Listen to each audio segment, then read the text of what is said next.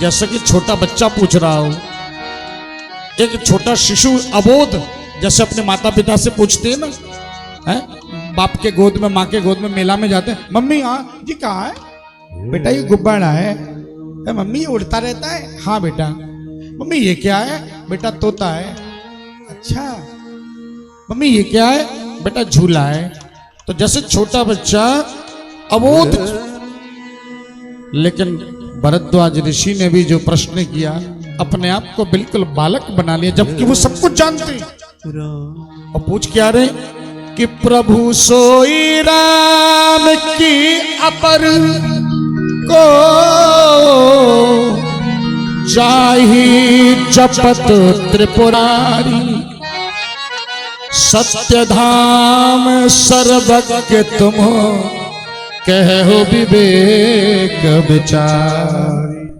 हे ऋषिवर, मैं आपसे भगवान राम के विषय में पूछना चाहता हूं, ये राम जी वास्तविक राम जो ब्रह्म राम है, वो ब्रह्म राम कौन है?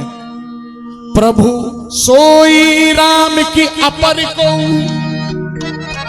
वो दशरथ के आंगन में नमन करने वाले, अयोध्या में दशरथ अजर बिहारी, दशरथ के आंगन में रमण करने वाले राम, उत्ताड़का का वध करने वाले राम, अहिल्या का उद्धार करने वाले राम, और पुष्प वाटिका में नंगे पांव चलकर जाने वाले राम, अथवा 14 वर्ष वनवास में रहने वाले राम, क्या वो राम है? या जाहि जपत त्रिपुरारी, अथवा स्वयं कैलाश पर्वत पर विचरण करने वाले त्रिपुरारी भगवान शंकर, जिनका नाम अहर्निशि जपते हैं, जिनके कंठ में राम रूपी संपुट ने उनके विष को भी अमृत बना दिया था, वो राम।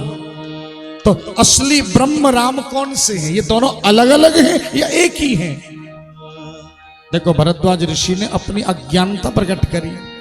एक बात आपको भी बता दें कि किसी भी संत के आश्रम में जाओ और किसी भी संत के दर्शन करने जाओ तो वहां पर अपने मुख से कभी अपने पांडित्य का वर्णन नहीं करना चाहिए।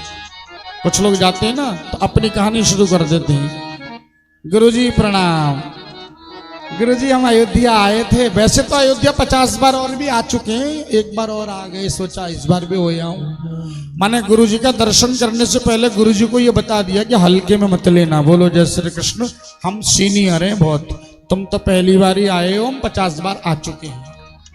माने अपना परिचय ऐसा दे रहा है जिससे गुरुजी सुन के डर जाए। अच्छा अच्छा, हाँ गुरुजी वैसे तो हमने भारत में बड़ी बड़ी कथाएं सुनी है, सोचा आपकी भी सुन लें।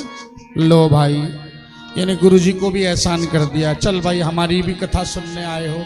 वैसे तो बड़ी बड़ी कथाएं सुनी है, मतलब वैसे तो हम बहुत बड़ी बड़ी, मतलब तुम तो बच्चे हो, सोचा बड़ी की सुनी बच्चे की और सुन ले।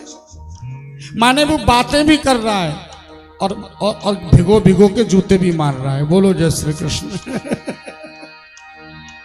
आजकल ऐसा ही होता है, संतों का दर्शन करने जाते तो अपना वैभव, और जबकि होना क्या चाहिए, संतों का दर्शन करने जाओ तो अपने वैभव का वर्णन नहीं कि मेरे पास कितनी गाड़ी है, कितना बंगला है, ये सब नहीं। वहां जाकर तो ये प्रश्न करो, गुरुदेव भजन में मन कैसे लगे, नाम जपने में अभिरुचि कैसे बढ़े।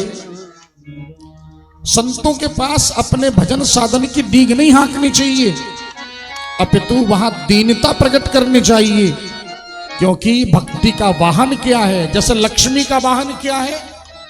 लक्ष्मी का वाहन क्या? उल्लू। और सरस्वती का वाहन क्या? हंस।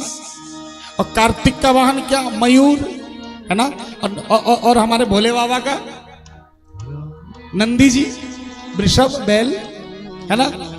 तो जैसे इन सब देवताओं का एक वाहन है, ऐसे भक्ति का वाहन क्या है?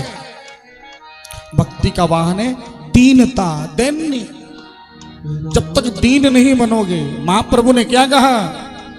तरोरपि सहिष्णुना अमानिना मान देन कीर्तनिया सदा हरि। तृणादपि सुनिचेन, तृणाद अपि, तृण, तृण किसे कहते हैं? घास। एक तिनके से भी अधिक विनम्र हो, है जूता पहनकर रौंद कर आप घास के ऊपर पैर रख के चले जाओ और घास फिर खड़ा हो जाता है। यानी आपने उसे जूते से रौंद दिया, लेकिन रौंदने के बाद भी जैसे तिनका खड़ा हो जाता है, ऐसे ही हमारा स्वभाव एक तिनके की तरह दैन्य होना चाहिए। और वृक्ष से सहिष्णु, आपने वृक्ष को, आम के पेड़ को आपने पत्थर मारा और वृक्ष से वो फल नीचे गिरा। इन आपने मारा पत्थर, उसने पत्थर खाकर बदले में फल दे दिया। ऐसी दीनता जिसके जीवन में हो, वही भक्ति के पथ पर अग्रसित हो सकते हैं।